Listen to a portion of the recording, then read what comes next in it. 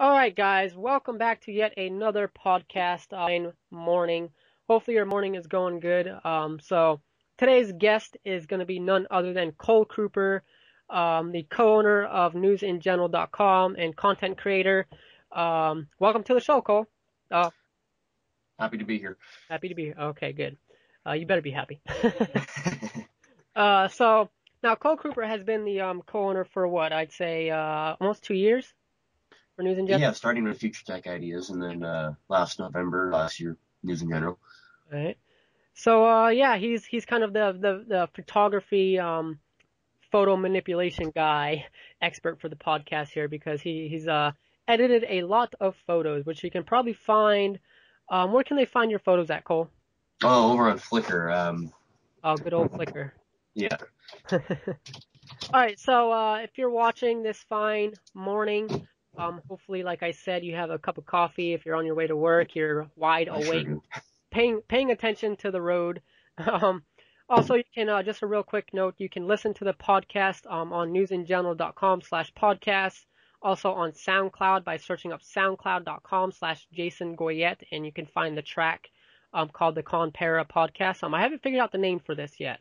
I like ConPara podcast because I want it to entice, not entice, but include conspiracy and paranormal all in one, just not a big long name.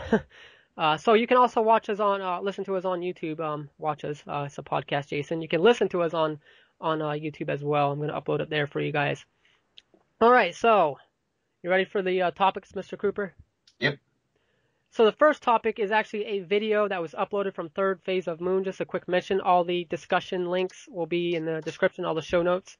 So you can basically follow along with the podcast and look at the articles and videos. So this video is from Third Phase of Moon on YouTube.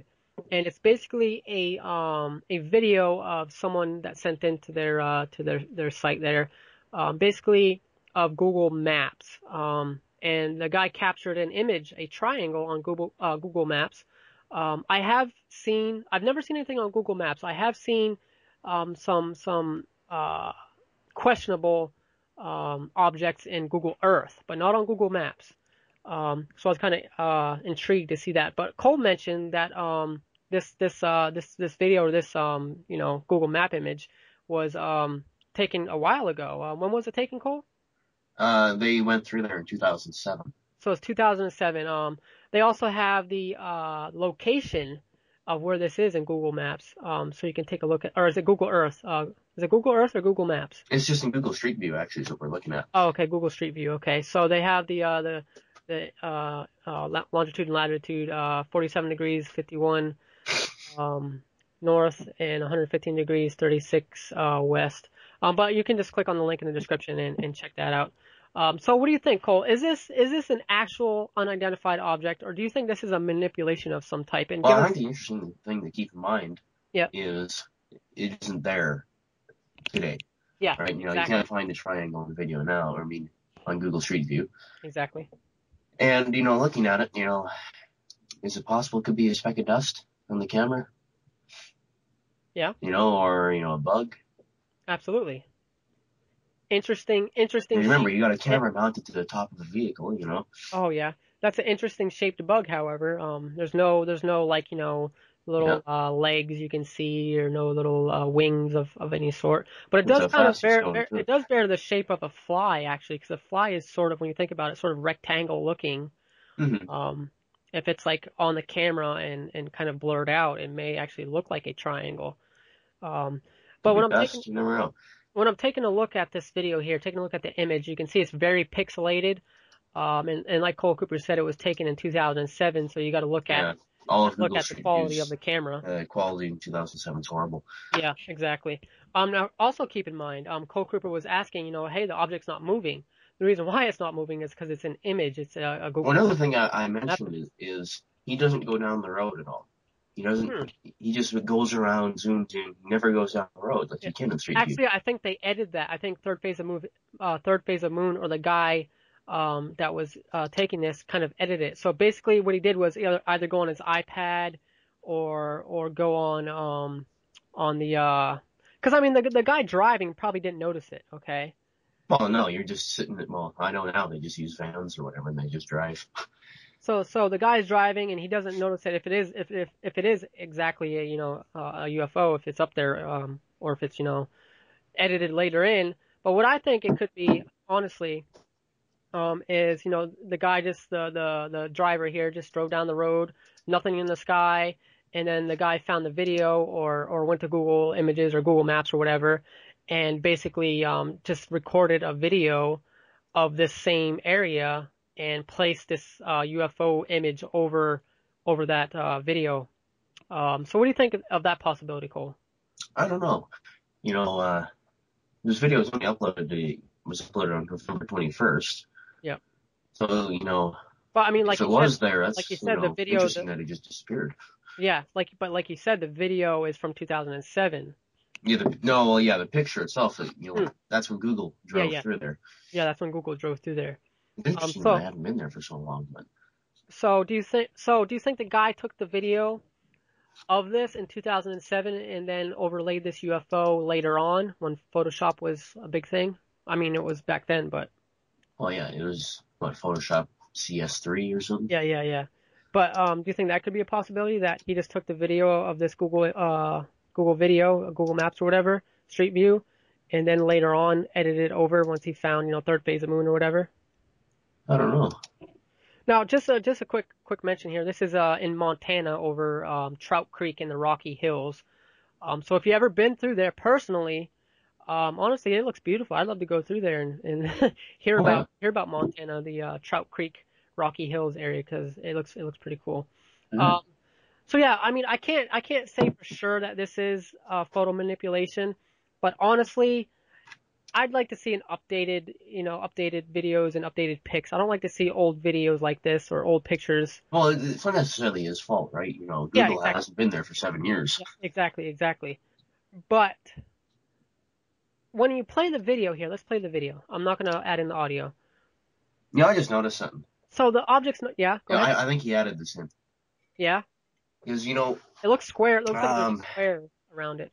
Exactly. You see, when he zooms in, look closely. There's almost a little square there and all the little pixels. Exactly. Had that been there originally, there wouldn't be that little square.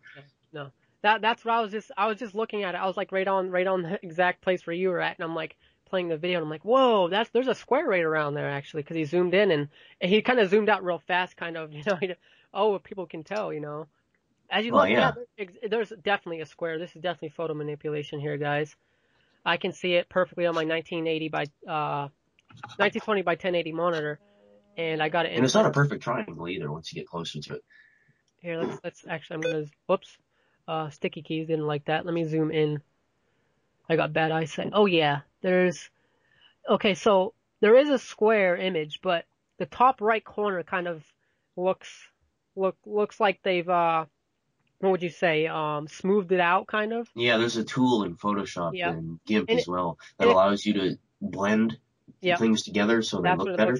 That's what it looks like. He didn't do a good job of it though. There's a Band-Aid tool, and then there's which hopefully kind of blend both colors together so it looks all right. Yeah, he didn't do a good job though, because you can definitely see a square image there. It'd be hard to do because there's no defined edges to it. It's too damn pixelated. Yep. Yeah, because you can see the sky. Everything's like really pixelated, the mountains and everything. All right, so we kind of debunked this video here from third phase. Yeah. So that's been debunked. UFO sighting Treb spotted over Montana, just over Trout Creek in the Rocky Hills. Link in the description to check that out. And I kind of find it real funny that the comment section on this video is just like, oh wait, here's a good one. Not analyzing submissions at all, eh? There's no reflection of the object on the water, and it's directly on top of it. Oh, that was a good comment. So there's no reflection over the water. Oh, yeah, I know it. I was taking a look at it like it'd be over that mountain or whatever. Yep. But, when you look at it. Actually, there is no reflection. I'm looking at it from the side view here. I don't see no reflection. Do you, Cole? Nope. But it is kind of high up there, so the reflection might be, shadowed or. Yeah. You can't see it very well. But Sorry, guys. I'm real. Drinking a cup of coffee here, trying to wake up. All right, so we debunked the video here. Let's go to the next topic. Next topic is something that I'm very interested in, and that's the ghosts, the ghost phenomenon, if you will, spirits, whatever you want to call them. So this article comes from a news station, KTLA5.com, link in the description. And it's a floating ghost caught on surveillance video, police say. So when you take a look at the video here, let me go ahead and play it. I might have to mute my audio a little bit. So what do you think about this, Cole? I honestly think, my opinion, is they need better quality cameras, first of all. Well, I know, and this really surprises me. This is a police station. Exactly. One real quick thing I'd like to note about that, though, however, I mean, yeah, we're about to try to debunk this video here, by claiming that, the video is not good quality. It could be a light, a reflection of some sort, or just the camera itself. However, the officers have said in this video that they've heard noises at night and an alarm actually went off at one point. So I'm wondering, maybe that reflection or that light is a flashlight glare of some sort that is being, used by someone that broke into the station or broke into the yard trying to, break into a police car or a van or. Hey, it could just be some kids looking for some fun, Yeah, trying to. In the wrong place, but. Exactly, trying to put some graffiti on the walls or whatnot. So And this is a quote from the officer Carl Romero. He says, "At first I thought it was a podilla, a fly or moth. Then I saw the legs and it was a human, a ghost." End quote. So that kind of, I don't know. I mean, is this guy bored at this police station late at night, honestly, Cole? And just making up this stuff? What do you think on that, Cole? Well, I don't know, but when you look at this, like you mentioned that they were hearing noises at night. Yes. And that's more of a psychological phenomenon. We start hearing things as we get tired or up all night. We see things, hear things. It's like, there's another, phenomenon, like right after you wake up, you could see people standing around, which is explained by a sleeping disorder that kind of carries over your dream into the reality. Yeah, but you're awake for it, though. You're completely conscious for it, and your dreams are projected out to the real world. I think that might be called sleep-wake disorder. I think it might be called. I'm not exactly sure on the. Yeah, I don't know what it's called either. But so there's lots of things that can make you hear things at night. Of course, your senses are all heightened because, especially if you're alone too, and a lack of sleep as well. Mm-hmm. Now, is he bored? I don't know, but if he did make this up, I think this would be great entertainment for the guys. Oh yeah, I got pretty good amount of likes here and notice on Facebook. 556,000 likes on Facebook on their website here. Oh no, excuse me, it's got 11,000 likes and 2,000 comments and 7,000 shares, believe it or not. So is this a stunt of some sort by the news station? Do they know, hey, we're putting up like a completely faked, crappy video? Well, when it comes to news like this, generally news stations put this stuff up when there's absolutely nothing else to report on. Exactly. So what is going on down there in New Mexico? Now, I'm not sure if this KTLA5 news is actually Los Angeles news station. As far as I know, it is. Okay, yeah. And then we can discount that being a local Mexican news station. So yeah, we kind of debunked that. It's possible, hey, the guy was late at night, kind of heard things and maybe put two and two together after seeing the surveillance footage and said, and another thing too, like, there's some flashlights or something. Honestly, I think it's a flashlight of some sort. It took me a minute to see the supposed figure in the video too. We got to look at the quality. I mean, geez. Yeah. But the thing is, with that, is humans, our brains are programmed to see patterns and immediately put them together as something we already know. Yeah. Exactly. I can it's like a piece of toast and it comes out of the toaster. Some people see Jesus. Exactly. And it's just some random burn marks. Or the clouds. Our brains put it together to look like it. It's like, seeing things in the clouds. So we all see these, faces and whatnot in the clouds. Really, there's nothing there. It's just our brains telling us there's a face there. Absolutely. Yeah, I definitely agree on that notion. So could this be something along the same lines? Absolutely. Some random patterns. He stated a fly or a moth. He thought it was a fly or a moth. Then he saw a human.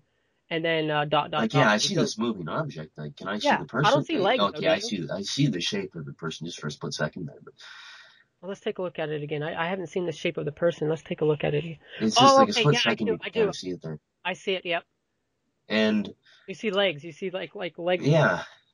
That's interesting. I didn't see that before. Like, first of all, I think they should invest in better cameras, but oh yeah, especially a police station.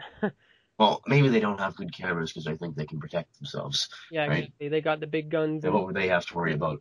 the And, bad. yeah. And maybe poor cameras are beneficial in another way, too. Yeah, track get speeders and. All right, so kind of debunked that. What do you think, Cole? Did we debunk I it? don't know if we debunked it. I don't know what the hell it is, right? You look at it and you see something moving there. Yeah, I mean, But I didn't see the legs for a second until you mentioned it, and then I played the video over again and seen and legs. that kind of goes to my theory too. I told you I seen legs, Yeah, and all of a sudden you see them too, right? Because exactly. There it's you been a go. suggestion. Exactly.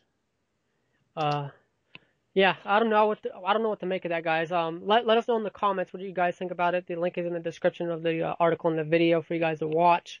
Um, but honestly, with the camera technology they use for these surveillance systems, it can be really tricked very easily to look like something. And just like what Cole said, your mind kind of puts two and two together and makes an object out of something. Yeah. But honestly, like I said, we haven't debunked it, so have no idea what this video is about here.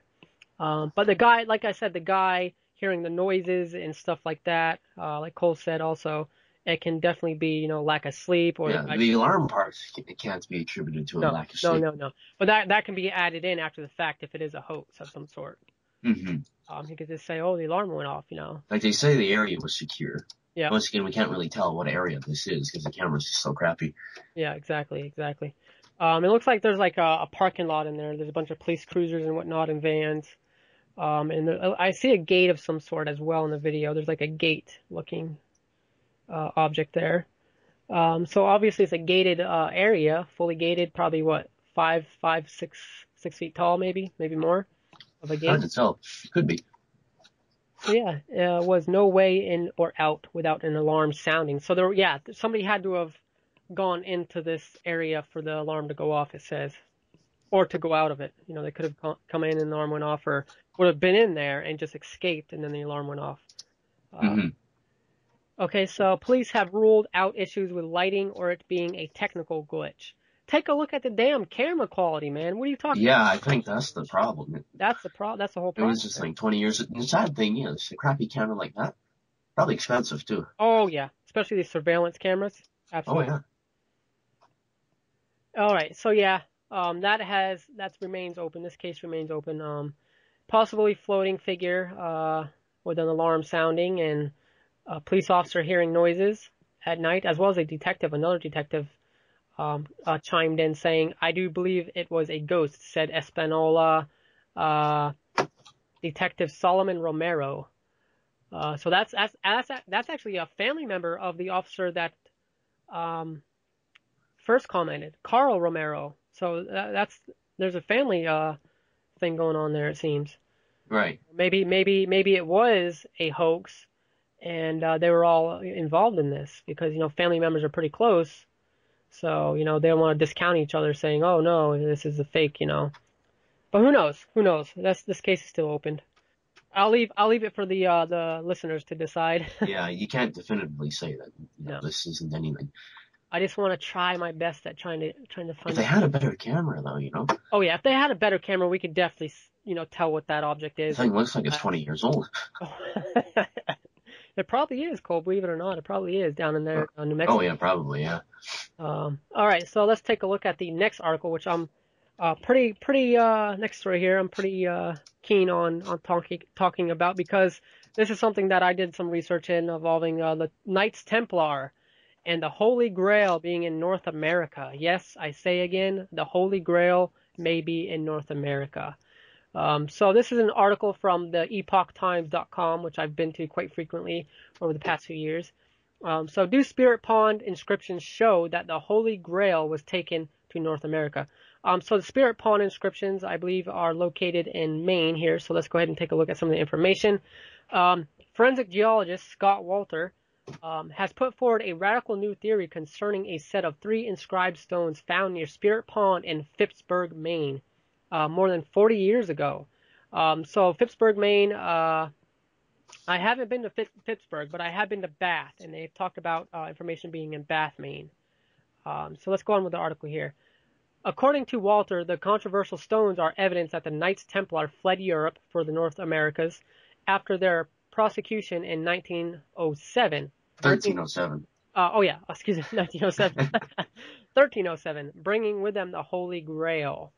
So, the Holy Grail, what is the Holy Grail? What are the theories behind it? There's plenty of theories. Some say it is a cup, some say it isn't, some say Can I?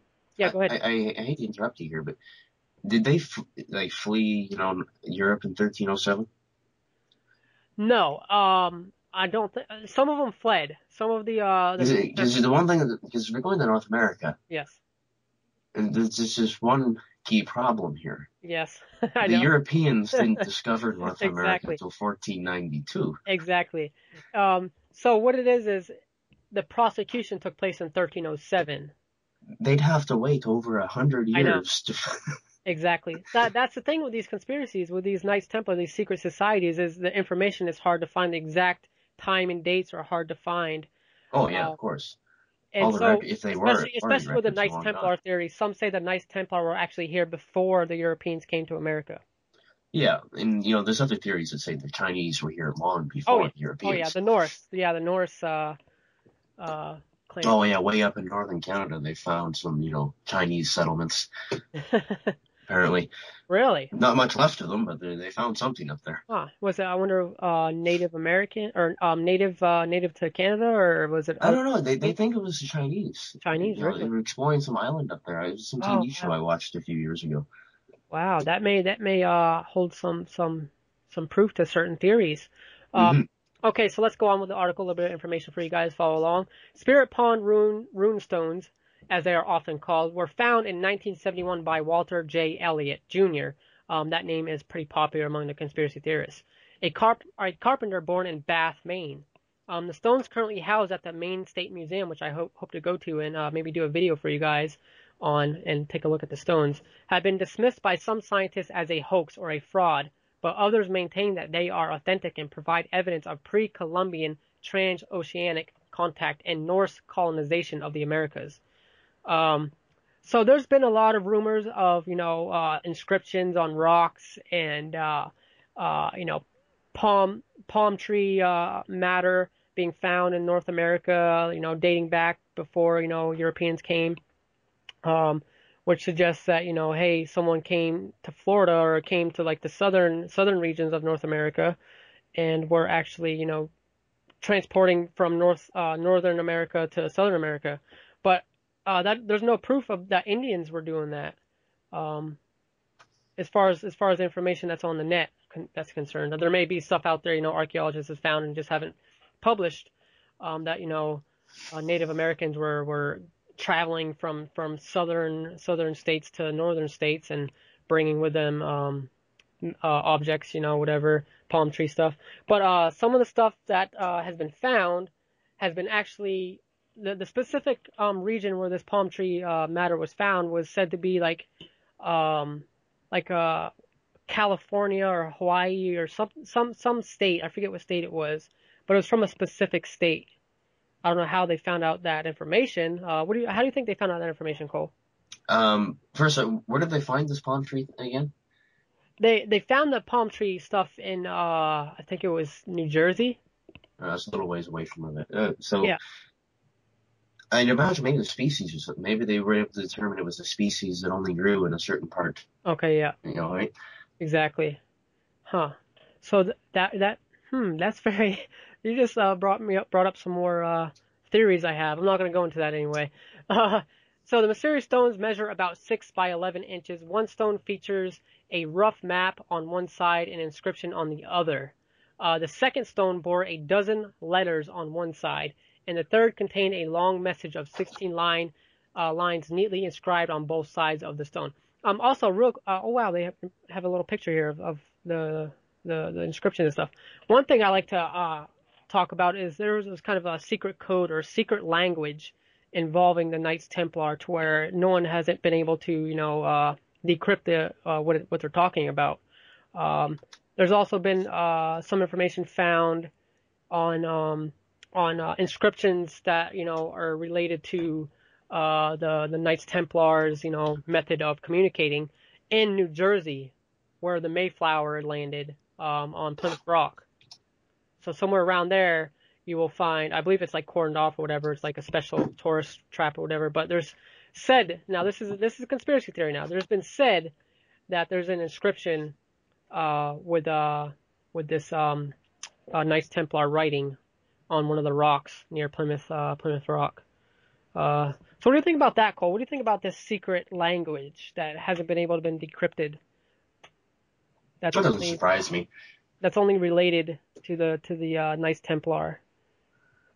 Not a big surprise, really, when you think about it. You know, if they want to protect something, come up with language no one can understand, right? Absolutely. And we do the same thing today with, encryption and, Yeah, but most of it's all, able to be decrypted by today's, decryptographers. Most of it, no. It's like some Egyptian stuff. We still can't understand a lot of it. I mean, hey, you never know. The Egyptians might be talking about aliens instead of gods. Yeah, we could be getting all of it wrong, too. Exactly. So upon finding the stones, Walter Elliot took them to the Bath Maritime Museum, where director Harold Brown suggested that the marks might be in the Norse runic alphabet. Subsequently, the stones found their way to Einar Haugen, Harvard professor of Scandinavian languages and history. In his published evaluation, he was adamant the stones were a fraud and dismissed them as gibberish. That's the problem here, is people say, oh, this is just gibberish, hoaxy stuff. But when you think about it, what's the best way to fool someone or to hide what you're trying to talk about? Speaking gibberish. Write in gibberish, So what do you think about that idea of it just being gibberish and being a hoax of some sort? Keep in mind, this is a Harvard professor. Well, where exactly were these stones found? Were they buried? Were they just sitting on the surface waiting to be found? Well, let's take a look, see if there's any information on that. So those who believe that the artifacts are authentic have claimed that Haugen's swift dismissal of the stones served as an unfair deterrent to additional researchers ever since. According to Sue Carlson from New England Antiques Research Association, once Haugen called them fakes, legions of other scientists in the mainstream establishment wrote them off as such and wouldn't listen to any other theories. Probably because he's a Harvard professor. Oh yeah, none of the other scientists want to look like crackpots either. Exactly. There you go. So the article goes on. This isn't a podcast about reading the full article here, but I'm trying to find out if there's any indication of exactly where these stones were found. Here's a quote: "In support of this perspective are the Viking traces found along the New England coast." Now that's something I was talking about earlier, about architecture and evidence of other Europeans coming to the Americas before it was discovered. Mm-hmm. So let's see. New England coast and locations of two rectangular craters a few hundred yards from where the stones were found, which are believed to be sod houses, typically of Norse architecture. So there you go. 1405, dated to around 1405. This has been these Norse architectures that were found. 1405. So that's before we were discovered. So were the Norse here before Europeans? It's been dated that Europeans came over. Was there other civilizations coming to North America before it was found? It's possible, right? Because Norse architectures. Now, this is specific because you got to think 1405, back when this land was inhabited by Native Americans, right? They didn't build like the Norse and Europeans did. They didn't have the technology they did, and so finding architecture that's dated back in 1405 that resembles Norse architecture basically tells you right there that, hey, the Europeans were here before this land was discovered by Europeans. We just got our history wrong, is what I think, Cole. Well, most people think that at this point, because there's proof that other like I was saying, the Chinese and whatnot and other countries may have been here long before the Europeans. Oh, wow. I just found some more information here, Cole. Oh. So Carlson dismissed Haugen's claim the stones were covered in gibberish, saying he based that determination on an assumption it was Norse language circa 1010. Oh, okay. Article goes on and says, indeed, analyzing and authenticating Norse runic inscriptions possess many challenges due to the variations in scripts over the ages, and proponents of the stone's authenticity have argued that Hagen was locked into just one of the many runic scripts that were in existence. Wow, there's so much information on it. Can either go, it's a fraud or it's legit. So it goes on to speak that also that forensic geologist Scott Walter has thrown another spanner into the works with his radical idea. Us conspiracy theorists are used to radical ideas. That the inscription is not proof of a 15th century Norse voyage to Maine, but the dramatic escape of Knights Templar with the Holy Grail to North America. So that is where it gets very interesting. Walter supports the theory that the Holy Grail is not a cup, but rather the line of descendants from a secret marriage between Jesus Christ and Mary Magdalene. So there's another theory on what the Holy Grail stands for. What do you think on that? Now, you guys, you had to have heard from the Da Vinci Code and the Angels and Demons with what's that popular actor's name? Come on, Cole, you got to know what I'm talking about. You'd be surprised. You never heard of the Knights Templar or the Da Vinci Code? No, I've heard of the Da Vinci Code. Dan Brown, the author? But, this is a topic I'm not as familiar with. Oh, Cole, hey, everyone that's listening, every conspiracy theorist out there, send Cole emails on articles about this. Because goodness, man, this is something you should get into. It sounds very interesting. Oh, it is. It's very interesting. Absolutely. From what I've seen so far in just this one article, it kind of goes either way. Like you were saying, either it's fraud or it's maybe there's some truth to it. Also, a quick note. I've been, just a personal note, I've been learning some more French. And one of my favorite movies, or favorite TV shows, Stargate SG-1, they have an episode in there where they talk about the Saint Grail, which is French for Holy Grail, basically. And, it's just something, that interests me. This Holy Grail being a lineage or a bloodline, or even a possible a box of some sort that contains a power of magic, or contains some sort of end of the world gas of poison or some stuff. There's plenty of conspiracy theories out there that I read about what the Holy Grail could be. But I'd like to hear your guys' conspiracies and your theories on what the Holy Grail is or could be. Do you think it's a cup? Do you think it's some sort of device, technological device used by the angels?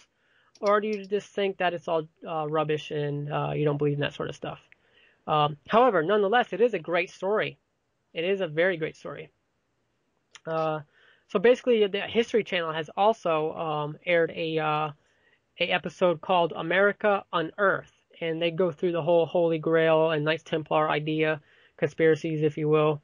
And it's very interesting. I've actually seen it a while ago. This was quite a while ago. This aired on the History Channel, but it's very interesting stuff. I gotta say, very interesting stuff. Was it a royal bloodline?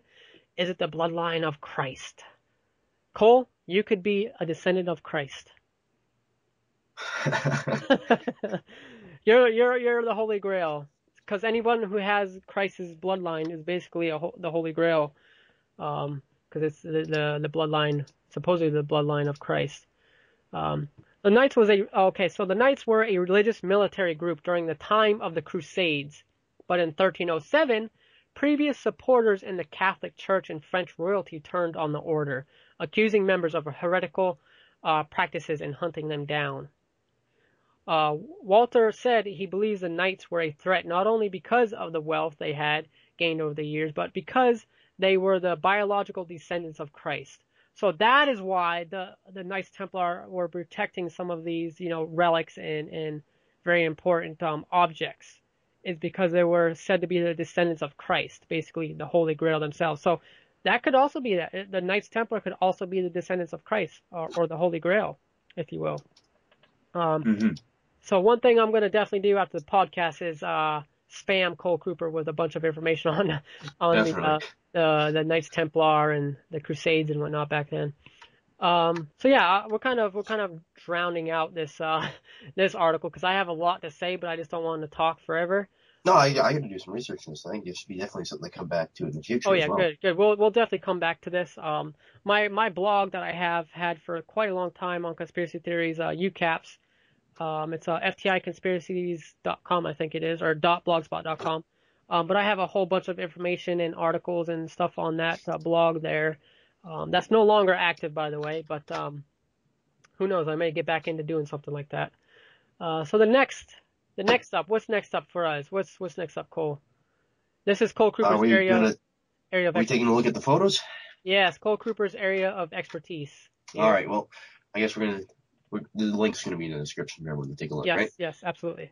So we're going to take a look at 8 very early UFO photos taken before Photoshop.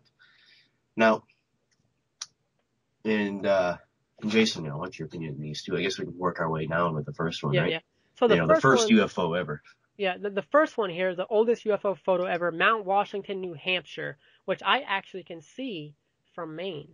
It was said to be taken in 1870s. This photograph depicts a cloud formation over the summit of Mount Washington in the winter of 1870 through 71. The image is part of an antique stereo view that happens to contain an unexplained cigar-shaped object. It is simultaneously the oldest and one of the best UFO sightings on record. That is not accurate.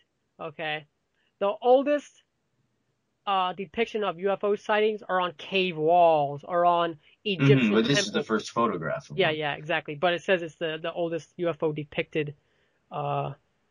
Yeah, I know what you mean though, on rocks, like depiction. Yeah, exactly.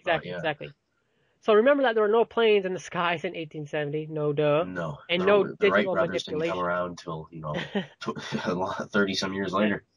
So in 2002, this image was purchased on eBay for $385 by Samuel Sherman, president of Independent International Pictures Corp. So that's interesting that he's a president of a picture corporation. In 2002, there was photo manipulation and digital manipulation available. However, was that cigar shaped in there? Was that in there, or did he just add that in after the fact and say, here's the original photo? I don't think it was added in later, because if it was added in 2002, and that this was simply just a picture of a cloud, this picture would have been long since lost before 2002. Yeah, you're right on that. So let's see if we can zoom in on the photos. Oh wow, this is from UFOcasebook.com. I haven't been to this site in forever. I'm thinking the picture was from UFOcasebook.com. It was originally taken like this. Yeah. But the thing to keep in mind is, sure, they say before Photoshop, but photo manipulation is nothing new. There's tons of techniques you can do in developing a film that can allow you to do this. You can develop film and add things into it. There's lots of ways to do it. So honestly, you don't need Photoshop to do it. Mr. Kruper, honestly, I'm zoomed in on the object. Go ahead and zoom in on the object and tell me what first comes to mind, what this could be. Keep in mind there were pencils and writing utilities back then, so... Yeah, pencil's not a new invention. Yeah, I mean, take a look at that. I mean, it's definitely not a straight-lined architecture type object that we're looking at. Well, keep in mind too that our computers are going to pixelate the original picture. That's true. If I don't know how they would have taken this. They probably had photographic plates and stuff back then. Yeah, how would they have taken this exactly? It looks like it's from the air. Isn't it from the air? An air balloon, I guess. But then again, how the hell would you get the thing down? Well, tie a rope to it, let it go. Big ass rope, yeah, weather balloon type deal. They've had those, I believe. So these clouds. So what? Okay, so this was how high was this?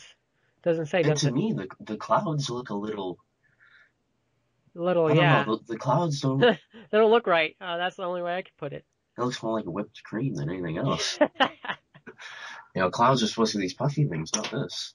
Yeah, this doesn't look like a cloud. But also, you got to take a look at the type of cameras they had back then, and Actually, this is a pretty good picture for 1870, if you ask me.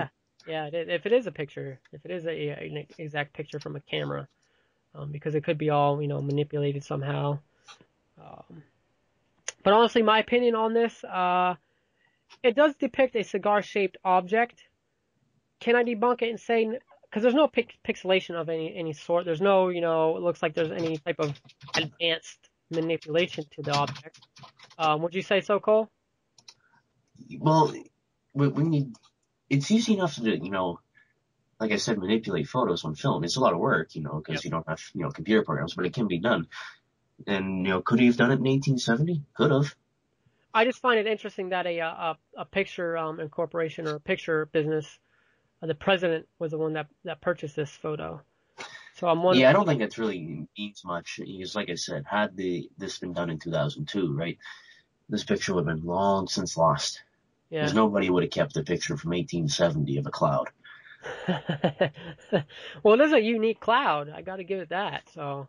It is, and I'm trying to see what kind of cloud it is, but. I mean, honestly, if you search up on the net, for pictures taken in the 1870s of clouds, you'll find some stuff on there. I don't know what kind of cloud it is. Neat looking cloud, but it might be a cumulus cloud. I was thinking that too, but those are puffy. This is almost swirly if you look at it. Yeah, this is very. Well, you gotta remember this is during winter and it's above a mountain as well. So maybe they're on top of the Mount Well, Washington. maybe that changes the dynamics and everything up there. Exactly, it does. It does. The winds and stuff up there and the temperatures and whatnot. It's pretty cold up there too. So Cole Kruper, we can't debunk this. I can't say for sure, right? Can't say for sure. So no photo. Could it be photo manipulation? A long time ago, sure, it could be. So one thing we learned today is that in the 1870s there are techniques for photo manipulation. So if it is a photo manipulation, then what is it? Because nothing was flying in 1870. Yeah, exactly. Don't always say just because a photo is old that hey, it's legit. There's still techniques that they could have used. Oh yeah, you remember? It was in like the 20s or something, or maybe it was a little earlier. The sisters claimed they seen angels or something like that. Oh, I think I've seen that. When they were in their 90s, they finally admitted that it was a hoax. It was a hoax, yep. All right, so we're going to go ahead and move on to the next photo here. And it is the Tianstein Haopef province in China, 1942. It's a pretty bad picture. So this is World War II era. 1942, they have much better technology than this. Oh yeah, black and white photo that we have here. They had color photography back then. Yep. You know who really liked color pictures? What? Who? Hitler. Hitler? Really? I didn't know that. You can find color pictures on that side of the war. In World War I, too, I believe. And World War II. Maybe he had a thing for photography. You never know, Cole. And he even said that this was the future of photography. Oh, wow. He did a lot of other insane things. Okay, so I gotta say this photo is legit, guys. Alright, so it was discovered in an old Chinese scrapbook. It was taken by a sidewalk photographer who snapped a picture of the strange object and then sold it. It shows a UFO in the sky above a Sistine Street, and there appears to be at least one person pointing at it, and that's what got me thinking. Where do you see that? I don't see anyone pointing. You don't see the guy pointing? Oh, hang on. We're on number 2 here. Yeah, I'm looking at number 2. Right-hand side, there's a fellow there pointing up to the sky. Okay, I think I see what you're talking about. It's hard to tell what he's doing, but yeah, there's something going up there. Yep, he's... it could be, right?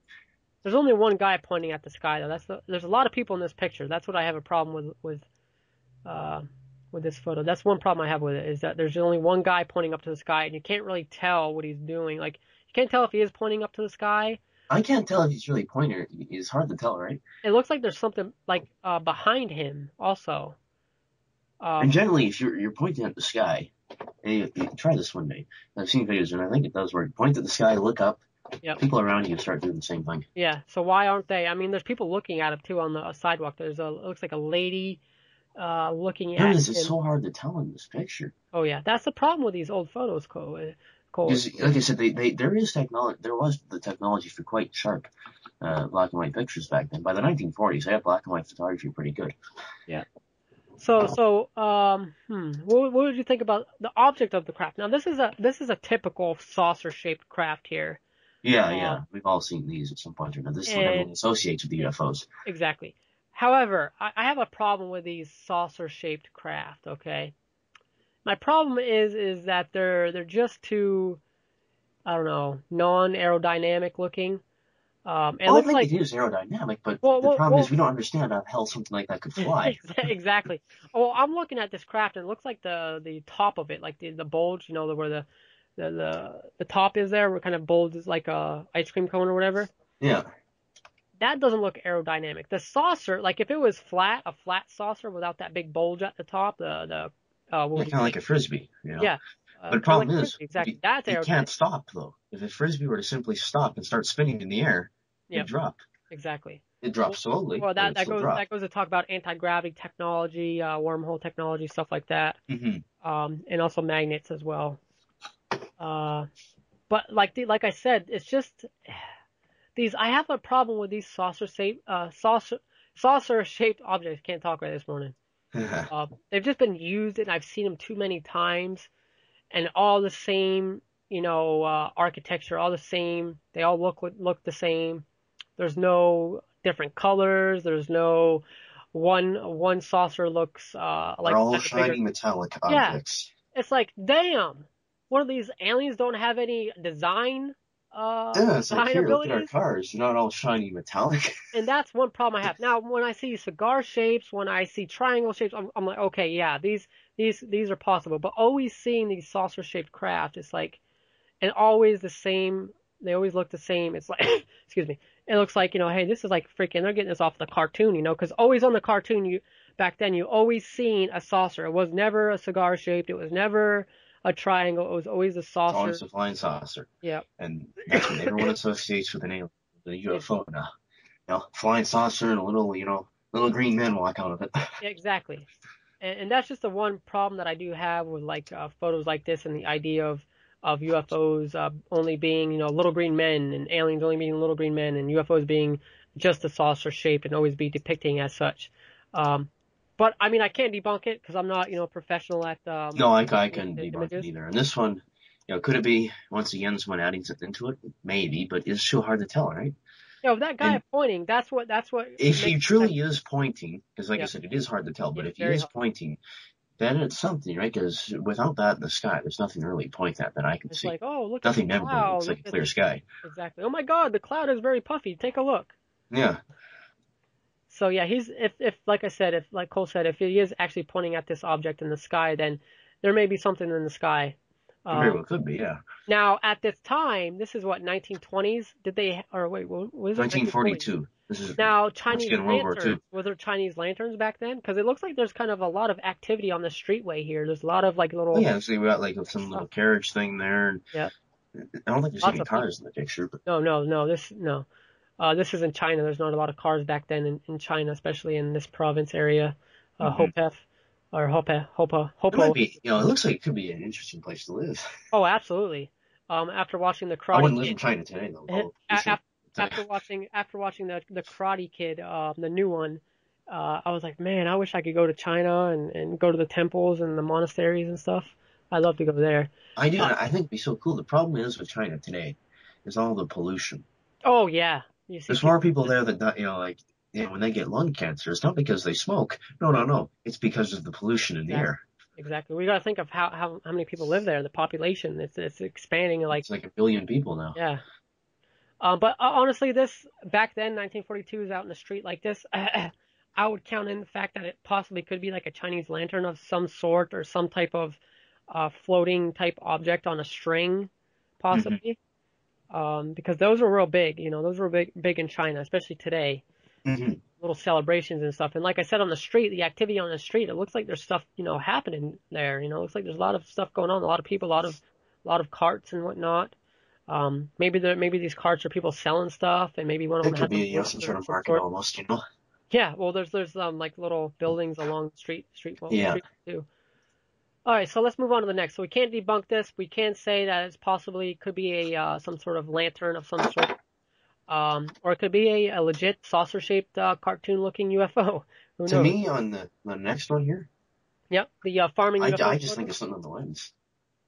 Oh yeah, I'm taking a look at it. So this is a farming UFO photo, USA 1920s photo here. The only thing known about this picture is that it was taken somewhere in the United States in the 1920s. The hilly terrain indicates that it could be on either the west or east coast and is likely central flat part of the country. Whether this is the object up in wait what?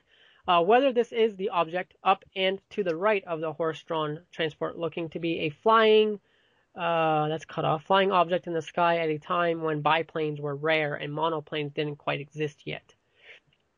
If you look, there's another little speck of dust on the picture. Yeah, I see it too, right to the right of the object. Yeah. Cigar-shaped object. So could it just be something else in the lens? Maybe. Absolutely. It could be, dusty out there. You got the horses working there. Oh yeah, that's something. This looks like in a what is that? Some type of farm area. Looks like there's like corn. Corn, yeah. So there's a lot of dust when they're messing about in there, especially with horses. These are work horses, where those big heavy horses that are heavy-footed, I guess you could say. So it could be something that hit the lens, right? Yeah, or something floating that's like really close to the lens. Or that, yeah, that's a good point. Yeah. Because there's a lot of dust that gets kicked up when they're moving about there. All right, so yeah, we kind of. This is too little in this picture. If it was bigger and was more detailed, like if you zoom into this, you lose it. Yeah, the pixelation, and I mean, I'm looking at it now without even zooming in, and I could see how bad of the quality it is. That's only due to the age of the photo, probably. Like that, and whoever scanned it didn't exactly do a high quality scan of it either. Yeah. All right, so not much on that. Take a look at the links in the description. Like I said, it's nice that this one's dated. Oh wow, yes. Ward, Colorado, Sawmill, USA, April 1929. So this one looks very interesting. This one is an actual object in the sky. I can tell that because there's something there, yeah. Yeah, there's a mark that's over the object that's on the picture itself, like a crease or some type of. That still doesn't mean anything, though. Keep in mind. But if someone because the image is marked like that. Oh yeah, that's true too. Because remember too, to manipulate the photo back then, all you had to, you're doing that as you develop the picture from the film to the paper, right? So it would come out just like that. That's true. But where I was going with that was basically the object was taken and then someone accidentally like scraped it or marked over the object. Right. You know what I'm saying? I don't know what this is. Like, it looks like another one of those disc-shaped things. Yeah, this is a disc one though, but it doesn't look like the same one that we've seen before. It almost looks like there could be lights on it. Yeah, yeah, I see it too, right at the edge of the circle there.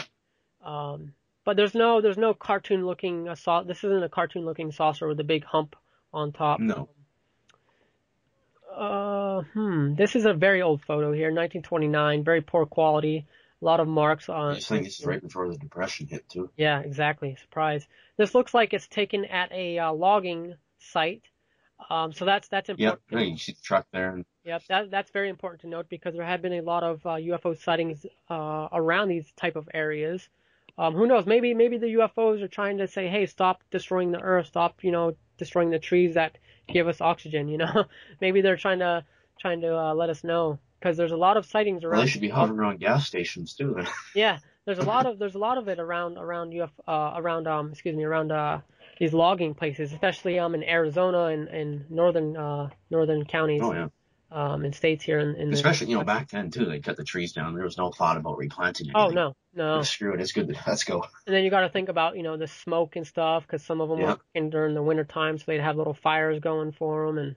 It's like even things like recycling, not a thought on anyone's mind. No, it was during the war, and it seemed like World War I believe. After the war, okay, let's stop recycling now. Terrible. Better photo content here. Oh, so what does that mean? Let's click on context. I think it's more of a story. Oh no, it looks like a better image maybe. Maybe, yeah.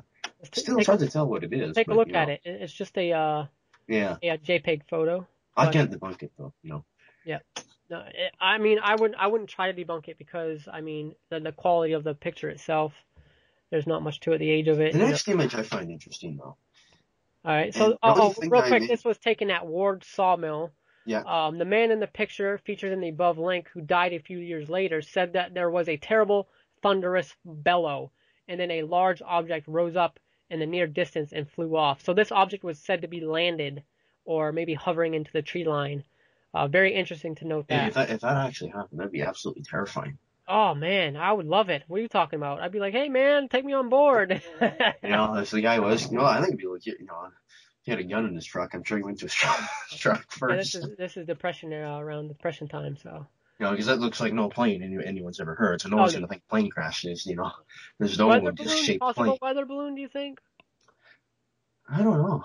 That's being launched. I don't know why it would be launched in a logging area. But that's like the standard, excuse, yeah, weather exactly. balloon, swamp gas. Well, I had to throw that out there for everyone listening. Yeah. Well, Jason, it could be a weather balloon. We'll probably get that comment if I didn't. Yeah, or like, in the 50s, it was swamp gas. Yeah, Oh, come on now. Reflection from Venus. Come on now. Yeah. Oh, yes, that's another one. Yeah. The All next right. image I find interesting, but I have a question. I don't know if you know. All right, It go ahead. says here Vancouver City Hall. Now, is this in Washington or British Columbia? Ooh, oh, the next, okay, next one. Vancouver City Hall UFO 1937. Damn, looks like the damn Superman logo on top of the building You here. know, I'm looking at this UFO. Like, I would like to know though whether It it looks was like in. it's breaking the sound barrier, honestly. Because You if it know, was in British Columbia, then there's an interesting thing to say there. If it was in Washington, well, yeah. I don't know. But if it's in Canada, I guess over the past 25 years, that's where most UFO sightings have been in Canada. Well, let's take a look. The story goes that 21-year-old soldier Leonard, yeah, it is in British Columbia because that's a French name there. Lamoureux snapped this image in 1937 while visiting the brand new Vancouver City Hall. Here's the full description. The two were suddenly astounded to see a bright blue light drop straight down from the sky. It became larger as it did, and they were able to observe the source of the light as an object that Leonard described as two saucers, open ends facing each other. So basically, take a plate, turn it upside down, take another plate, and put the two together, and that's what they're describing here. So you are right. Yeah, this is in Canada, but Yeah. so that, like I said, that's interesting because that's where most of the UFO sightings in this country are. Oh yeah, Especially there's over a the lot. past 25 years, they've had more UFO sightings reported than Well, take a look any at other it. place in The the country. population there. Take a look at the population there. Well, the biggest cities like Toronto or something, but you know, still, it's interesting that in that city, right? Yeah. But So, still, what it's an about this interesting time? What looking about around object. this time? Is it there 1937. That's a good question. a lot of sightings around that time? Of course, I don't know. Like, of course, this is just 2 years before World War II started. Yeah. Taking a look at this object, though, I mean, I can't really tell what it's doing or what type of, if it is actually a physical object or some sort of cloud or I don't know. I mean, I can't see an object there. Can you, Cole?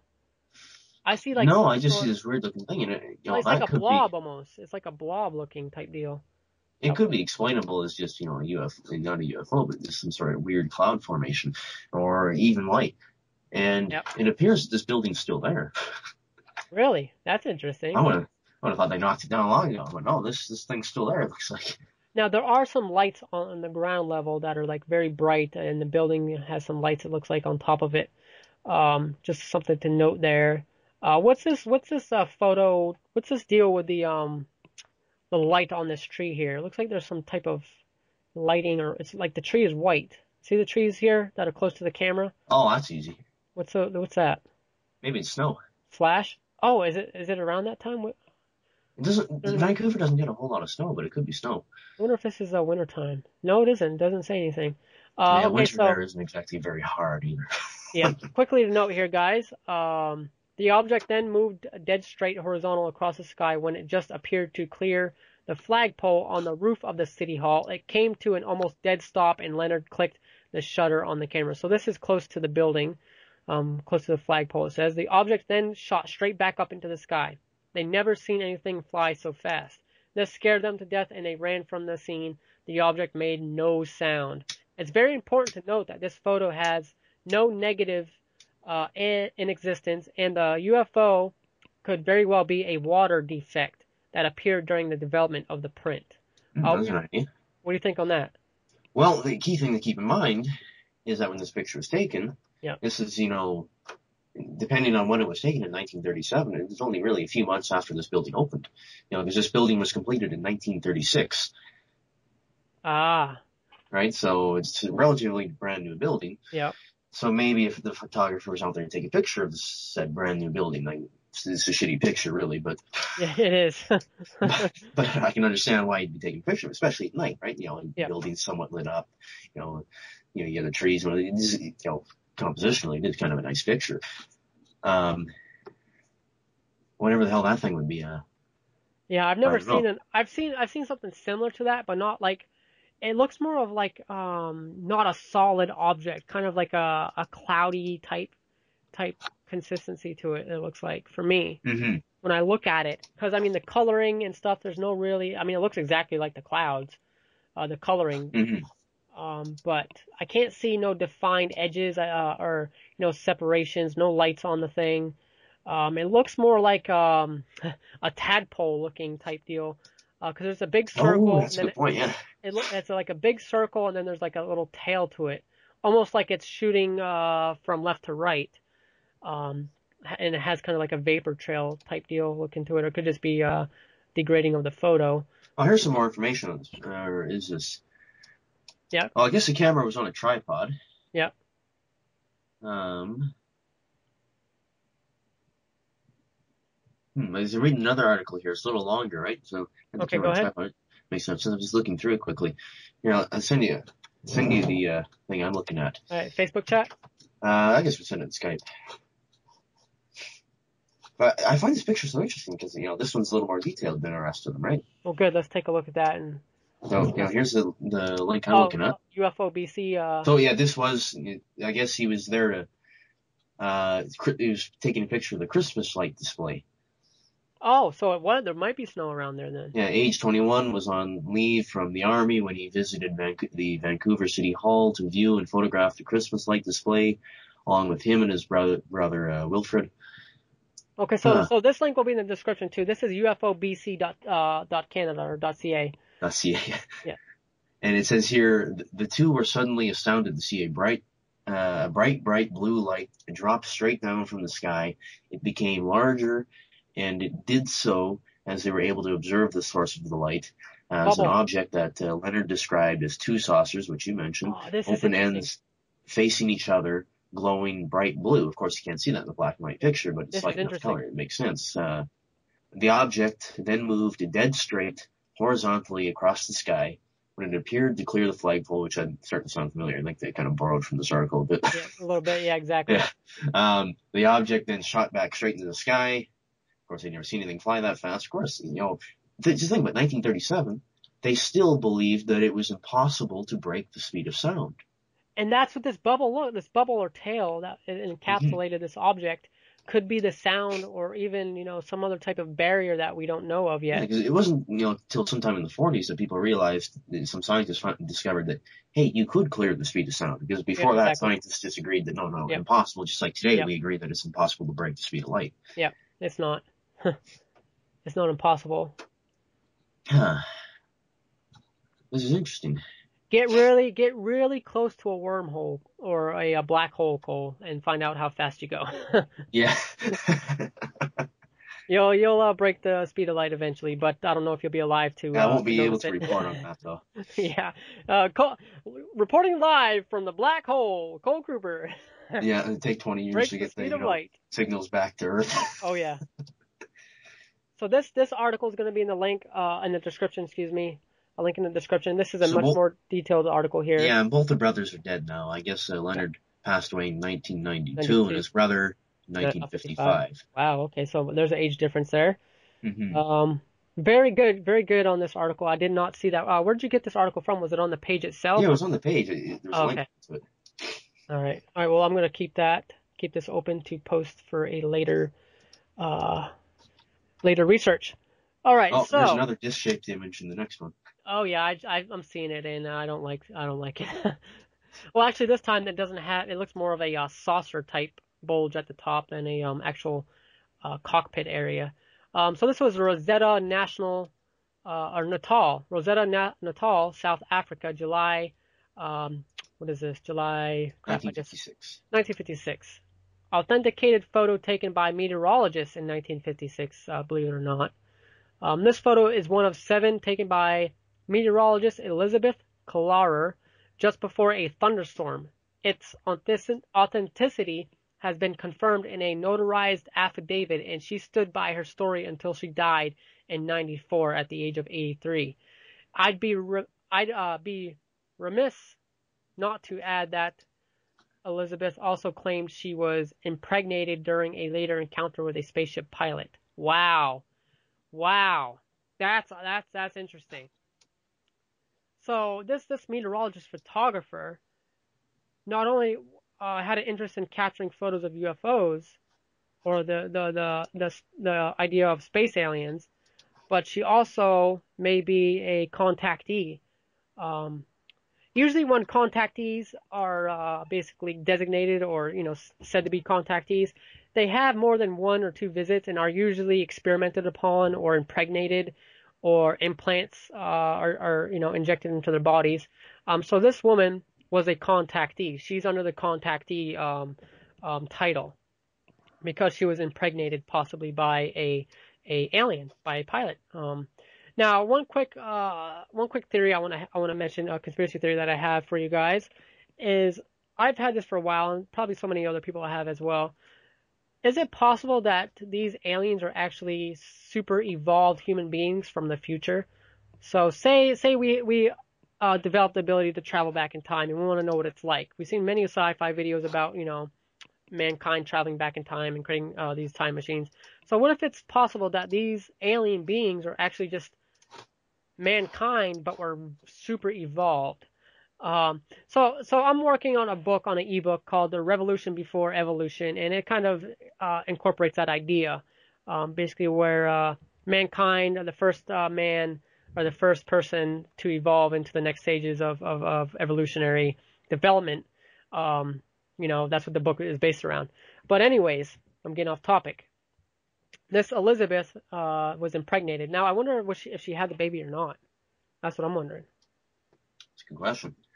And if she did, then is he still alive? He or she is still alive?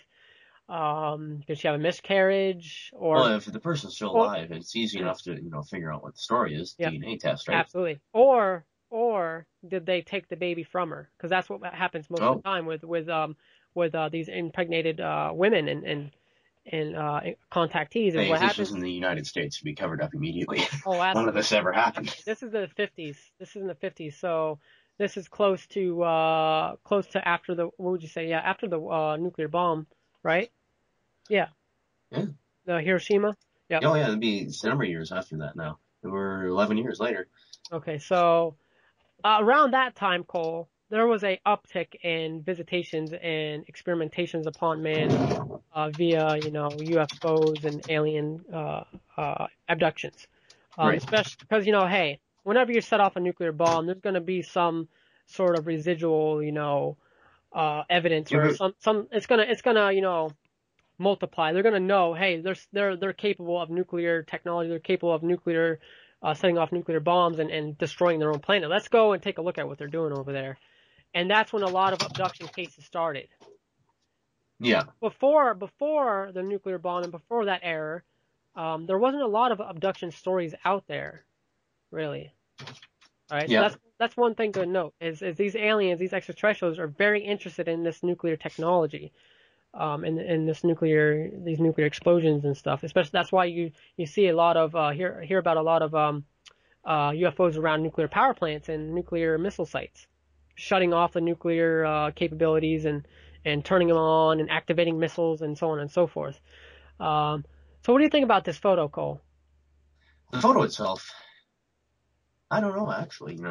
It's a pretty good photo, better so than some of the ones. It is, right? I don't know what it could be. It looks like the skeptic in me would say someone just threw their hat out in the picture, but then or again, even it a doesn't saucer, quite look even like a saucer, even a tin saucer. Oh, sure. Plate. Put some tin foil on it, and off it goes. But now we know that this object is metallic because it looks like there's a glare from the sun or from something. There's 2 white specks on the object itself. Can you see that, Cole? Yeah, I did see that. What do you think that is? Do you think it's a glare of some sort, or just something on the object, maybe? It looks more metallic to me. It doesn't look like a glare. It looks more of a metallic. Oh, it looks like the 2 white specks look just like a piece of metal, or what? Yeah, it kind of looks like that. I'm reading the Wikipedia article here, and apparently she was, carried up to the mothership in Earth orbit. Kruper doing his research, finding more information. And apparently it says here that she was even taken to a different planet.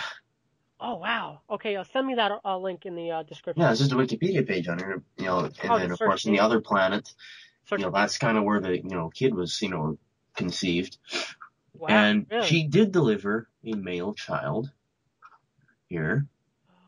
Her son, though, here's the interesting thing, stayed on this other planet to be educated while she came home. Wow. So now, Elizabeth, this is the supposed story. So did she published a book. Cole, did you search her name? Yeah, I'll send you the link. Apparently she published a book. Okay. So just search up Elizabeth Klalar, Yeah, yeah. But Beyond the Light Barrier, published in Cole. 1980. I have not heard of this story, Cole. No, neither have I. It's interesting. Apparently, the book was published in 1980. 1980s. Ah, she died in 94. You probably find it, on Amazon or something. Amazon or something. Yeah, exactly. Okay. Another good place to look for books is like thrift stores and whatnot. Like Goodwill and whatnot. Oh, the Drakensberg Mountains, Cole. That is very interesting. That there's. Is that like a UFO hotspot kind of thing? Yes, it is in China, especially. Yeah, you can buy this book on Amazon. Oh, I'm getting it, guys. I'll let you know. Yeah, I'm thinking that too. I'm definitely getting it because I didn't know about this Wikipedia article. Thank you, Cole, for sharing it with us. Okay, where she and Akon. Akon is the name of the pilot. Yeah. They had sex. Yeah. And they were from orbiting in the nearby multi-star system Alpha Centauri. So there's been a lot of information on Alpha Centauri. The book is called Beyond the Light Barrier. Published from Elizabeth Klalar. Okay, so the whole process, trip, lovemaking, pregnancy, delivery, and return trip supposedly required less than 4 months. So that's something to note, if you're a conspiracy theorist, is that the length it takes for the child to develop is around a couple months. Supposed to be what? Hybrid. The textbook says 9 months. Yeah. And this is a hybrid now. We got to remember these are hybrids. Now we're diving into a whole other realm of conspiracy theories, Cole, which we could. According to our current science, though, that should be literally impossible. What's that? Hybrid? If they're two different. Yeah, the only way that would happen is if they were, so genetically similar. It's like two species of dog, two different types of dogs. That'll be just fine. Dog and a cat, impossible. Exactly, Cole.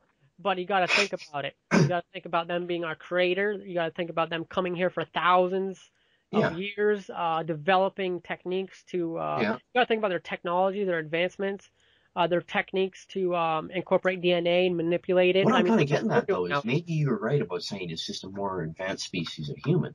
Yeah. Because if that species, if you were correct in that theory, then it becomes possible. Now, of course, you could just be so lunatic you don't know, but yeah, exactly. Because where's the kid on another planet? Gee, how do we DNA test that? Well, Cole, how would you feel if you were a hybrid? How would you feel?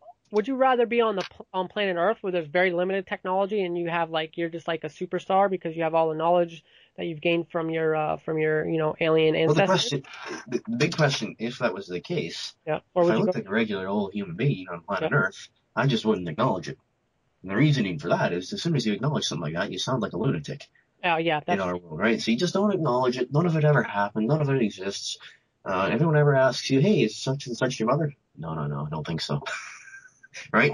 So if the person is on Earth, I doubt that guy's ever going to acknowledge it. That would change his name long ago. Oh, no. He's probably one of the CIA, involved with CIA protecting the president or something, Mm-hmm. Have you seen that video of this CIA Secret Service guy actually in the White House, and it's a video of him actually transforming or kind of glitching out. Yeah, I've seen that. Those are always interesting videos. But dude, this guy, even without him glitching out or changing his form, his regular appearance is freaking freaky. All right. Some people are just naturally freaky, though. Oh man, but he looks like a legit like he's from a sci-fi movie or something. He was meant to look like that, but obviously in the video he's walking around and looks normal, but then he has kind of like a glitch to where you kind of see his reptilian nature. But this guy, I mean, he's a bright, extremely white, right? Extremely pale white, super white. Looks like he has makeup on. His eyes are kind of beady and close together. Kind of a big kind of looking head, really tall. And there's been conspiracy theories, and I've delved into this realm of the alien species out there because obviously we have different species of animals, we have different ethnicities of man. Well, humans, depending on where you live, genetically we are different. There's some places some society, I don't remember what it is, but these people live in an incredibly high altitude. Yeah. Where regular humans wouldn't be able to breathe very well. These people, no troubles whatsoever, right? So it's just, certain adaptations to their environment, right? Yes, absolutely, Cole. You're spot on. According to, biology says, if people, animals with the adaptations will continue living. The other ones, they die off, and then, eventually certain things become dominant, right? Yep, exactly. Um, I'm just so I could just talk for hours on these various subjects that are popping up in my mind. But the species that we're talking about here, about different alien species, one of them most prevalently known is the tall white. Now, you think of an alien, you think of a 4 foot, 3 foot tall green alien, gray alien, whatever. Now, we have aliens out there that are actually taller than us, and are called the tall whites, and they're extremely white, pale. All of the known images of them or stories of them have been said to be they're very tall, very white, and the descriptions of some of the descriptions of these tall whites. That CIA guy I seen in this video, in one of the videos on YouTube, taken I believe at the Congress or White House or somewhere it was, I can't remember where. I think it was at the White House when the president was giving a speech or something. But yeah, I definitely would categorize him, that secret agent, as a tall white because he fit the description spot on. However, when he did kind of glitch out, I'm not sure if it was a reptilian image or kind of. It could just be a kind of bad look. camera too. Yeah, but how could the bad camera pick up continuous features of what he looked like? Like he looked. He didn't. Like I was saying earlier with a different story, once again, it could simply just be a random pattern that everyone puts together as being something else, right? Yeah, that's true. But honestly, Cole, the amount of research that's out there and the amount of like information and conspiracy theories out there, it's like the coincidences. There's not just one of these guys out there. There's many of them on YouTube and pictures of them that you can search up. And also like these leaders like Hillary Clinton, you kind of see the glitch to where she glitches out and looks kind of alienish looking. You don't like her.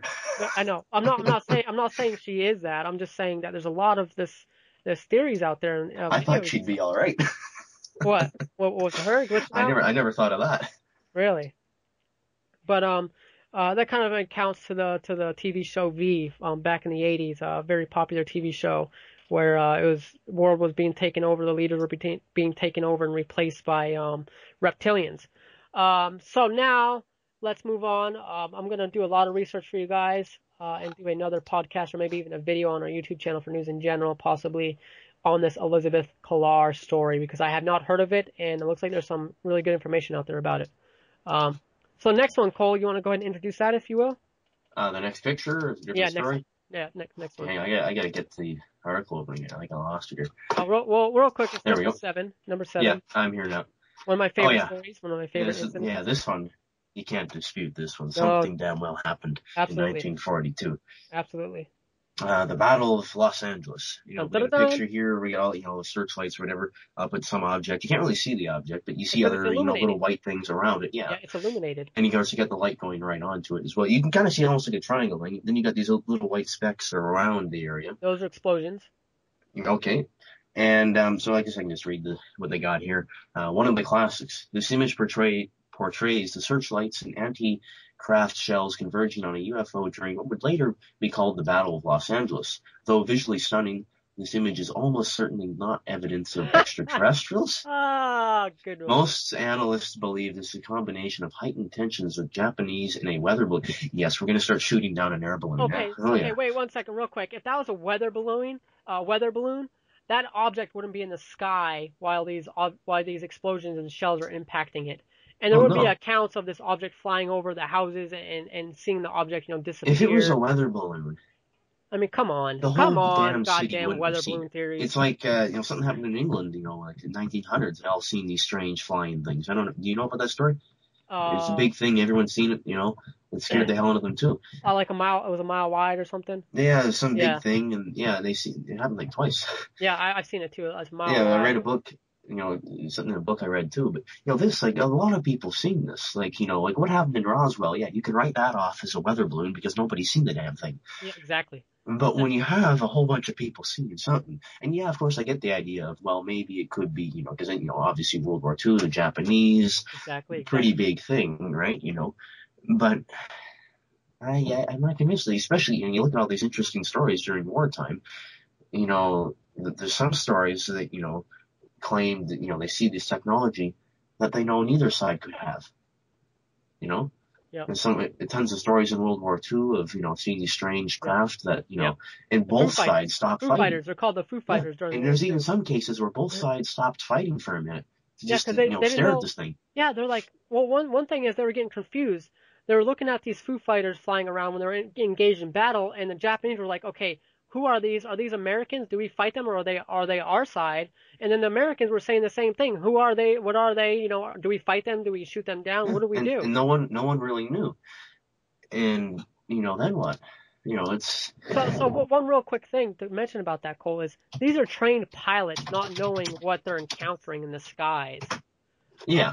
Trained World War II fighter pilots on both sides, Japanese and Americans, and British and probably a bunch of other countries, not knowing what these objects are, who do they belong to? Are they with us? Are they not with us?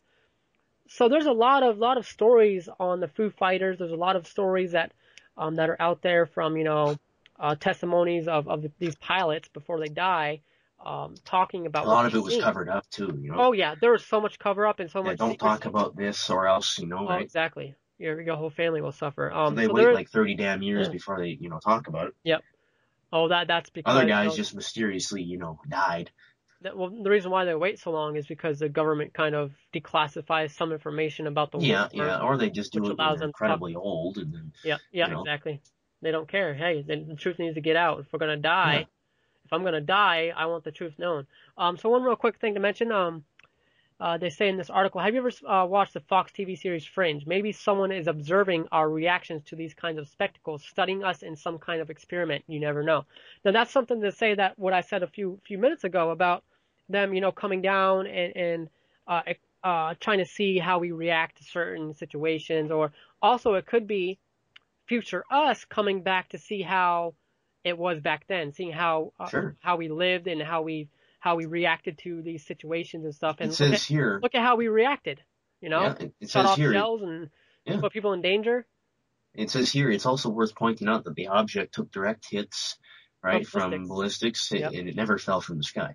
So that discounts the weather balloon. That's not a weather balloon. No, that discounts the weather balloon. And also there's been accounts of witnesses and people that lived in the neighborhood where this happened, that these shells, some of the shell casings and fragments and shrapnel actually fell into their lawns, into their houses, cars, into the street. And they were sending out, a couple hundred, if not more, a couple thousand shell launches at this object. Mm-hmm. And these are something happened. This is an anti-aircraft shell too. Mm-hmm. There's a lot of there's tons of witness accounts of this. Oh, absolutely. It's not like I said, Roswell, no one's seen that, but this a lot of people seen it. But for them to say, most analysts believe there was a combination of heightened tensions with a Japanese and a weather balloon. I'll give them that much. Was there heightened tensions? Yes. Well, but not a weather balloon. But it's not a weather balloon. Heightened tensions don't make a weather balloon, withstand that shit, Exactly. Also, with it's almost certainly not an evidence of extraterrestrials. Well, then tell us what it is, okay? There's no technology in the 1940s that could withstand this amount of shell, shell explosions and direct blasts, and then no evidence of it ever being found except for one photograph and witness accounts. Yeah, tons of them too. And also there was a witness account about seeing after the attack happened, one of the people that lived in this neighborhood, this specific area, talked to, I think it was a news reporter or published a book or article or something. Excuse me. Talking about he came out to find out what was going on, and as he stood there watching what was happening, the lights kind of dimmed, and they stopped the lights and stopped the attacks after a few 30, 40 minutes, however long it was. Well, I think they kind of realized what they were doing was useless anyways. Yep. At that point. Yep. And so what happened was the aircraft kind of rose up into the sky, not disappearing, but rose up into the sky and shot across like the sky above his house basically. And he's seen the object and said that it was a triangle craft and that it was very large. And it wasn't some sort of plane or weather balloon. I wish I could find the article. It was a long the planes time they ago. had in the 40s. Now, pretty easy to take it down. Yeah, what I'm discussing with you now, this story, I gathered that information back when I was 15, so it was a while ago. So I kind of have to do a lot of research to find that article where it said that was the witness account about this object Yes, flying. I read a book south. about it a few months ago. Oh, okay. What was it? Oh, you remember? I can't remember what it was called now, but okay. it took a look at a bunch of different UFO sightings, in 3 different time periods. One of the chapters was, all on that. And then, of course, went into the Foo Fighters and whatnot. Yeah. Very good book. I can't remember what it's called. One quick mention here, Cole. Take a look at the photo. The quality of the photo isn't that great. There's some bends. Keep in mind it's nighttime, though. So in nighttime, you have to use a high-speed film, which, of course, makes it grainy. Yeah. But take a look at the right-hand side, all the way to the right. Probably about an inch down from the photo. There's 2 little white dots that almost look like it's another craft of some sort. What is that? Can you see it? Or right-hand side, 2 little dots. Right of the photo, about an inch down from the photo, right-hand side from the top. There's 2 white little dots. Far right. I don't know what those are. Yeah, I was trying to. Is that explosions, or is that like a more craft witnessing what's going on off in the distance? I'm trying to say what that is.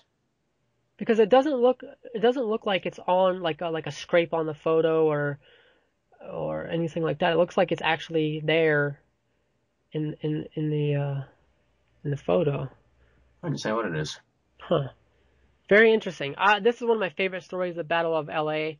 Not really story, but favorite encounter with the UFO. There's so much information about it. Oh yeah, there's so much information. There's even just regular stories on it, like fictional stories. Yep. Even movies. There's a Battle of Los Angeles movie out. So yeah, we're definitely not going to even try to debunk this because I'm not going to say that. Exactly. Oh well, it was definitely image manipulation. What those people saw, image manipulation, right? Exactly. What about all the witnesses, the hundreds of accounts, all the people? Something happened that day. Think about this. Almost all the people in LA seen this happen, in this area, seen this happen. So that's a lot of people. So yeah, Battle of LA not debunked. If you're trying to debunk it, you're stupid because you're something happened. Yeah, something happened. You're discounting all the evidence. Yeah, you can't say nothing happened because something did. Agreed. Okay, so last and final. The next picture I already have an explanation for. Okay, good. I think I know where you're going with this. Yeah. Oregon Cave, West Virginia, USA, 1939. The photo was discovered in a family photo album by a man named Chris Miller in West Virginia. The full photo, which can be found here, depicts the man's grandfather and his brother and surrounding and something rather unidentified in the distant background. So go ahead, Cole. I just think it's, once again, it's a piece of dust or something on the lens. Piece of dust, yeah. Take a look at the zoomed in photo here. Yeah, I see it there. It just looks like something that's sitting on the lens. Yeah, I can see where that would be. I'm trying to zoom in here. 1 second. So 39. Yeah, there's a lot of particles, it looks like. Yeah. What do you say the shadowy figure is underneath the object? Is that a shadow of it, or what is that? Shadowy figure under the object? Well, not a figure. It's just like a dark spot, a dark area. Oh, yeah, I see what you kind of mean. Almost like there's no sunlight actually going up. See, that's one of my methods. Is I try to look underneath the object and see the bottom of the object and see if there's lighting underneath there, or if it's just shadowed out because the sun is not there. It's just a shadow of the object. I just think it's something on the lens. Especially being the size that it is too, right? Yeah, it's super small too. I mean, you have to zoom pretty far in to see it. No, it could just be a small little hair that got on the lens. Yeah. So we just can we say that that's debunked or up in the air? Unless someone's got something for me, as far as I'm concerned, it's debunked. And unless someone's got a really good theory for me. All right, good. I ain't seen anything there. How about you? It is a cigar shape. Yep. One thing that I do have a problem with is that shadow that I talked about. Would there be a shadow if there is something on the lens? Well, it'd be out of focus, right? To begin with, because it's right on the lens. Yeah. So it could create, an odd-looking shadow. Okay. I don't know. I don't see it. Now the distance though, it's pretty far off. It's pretty damn far off there. Once you look at it, makes sense for a piece of dust, right? It would look far off. Yeah, you're right. But it looks like it's really there in the air almost. When I'm taking a look at the unzoomed image, the original, the full original photographer or What do you think it is? What do I think it is? Yeah. I'd have to do some more looking in. Okay, so I zoomed in on the full original photograph of it. I'm not on the other photo that they have here that's zoomed in.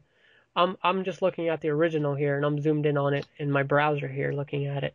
Yeah, I do the same. Honestly, Cole, it does look like there's something on the lens. It does look like. Think about this too. Like, for the people that are getting the picture taken of them, they obviously would have had to face that direction to, walk to that point, right? Yep. So it would have been looking out that way just for a minute or so. Exactly. They would have had to have seen it. And if that was if they'd seen it, do you think they'd really just stand there and pose for a picture if they seen something like that? No. I'd be pointing at it while they're taking the picture. Mm-hmm. That way I could say, hey, I'm seeing this object. But yeah. Neither of them seem to acknowledge it. After looking at the full photograph, not the zoomed in image that they offer, but looking at the full photograph here and zooming in on it myself, it does look like there's something on the lens itself, just by looking at the spec that's there. Mm-hmm. So yeah, I debunk it and say that there is something on the lens or either floating up in front of the lens there in the camera, because they are outside in a little grassy area, looks like. Yeah. So yeah, that is basically wrapping up. That's the last photo there, guys. So we're going to be wrapping up this podcast. We've actually been streaming quite a while, a lot longer than I thought. Mm-hmm. That goes to show you, if you tune in more often, we're going to be talking about a lot of different topics, because one topic spawns off another topic, and we get to talking, especially with conspiracy theories. We're very interested in that type of area. Ain't that right, Cole? Oh yeah, it's interesting to talk about. However, Cole, one thing I do need to get you brushed up on is the Knights Templar and secret societies. Yeah, definitely. Because our next podcast we're gonna be talking about the Skull and Bones. We're gonna talk about some of the latest UFO sightings that are around and whatnot, and trying to debunk those, and maybe some conspiracies involving say ISIS and the government's involved, the U.S. government's involvement with them. I'm not convinced on that one yet. No? All right. I think it's actually something going on out there. You heard it first. Be sure to check out the links in the description. This has been the ConPara podcast number 2. Hopefully you guys like and subscribe, and you can follow us in the links in the description and on the profile on our SoundCloud, because now we are actually going to be using SoundCloud for our main podcast platform. Thank you guys for having a listen, and we'll see you guys in the next podcast. Keep your eyes on the skies.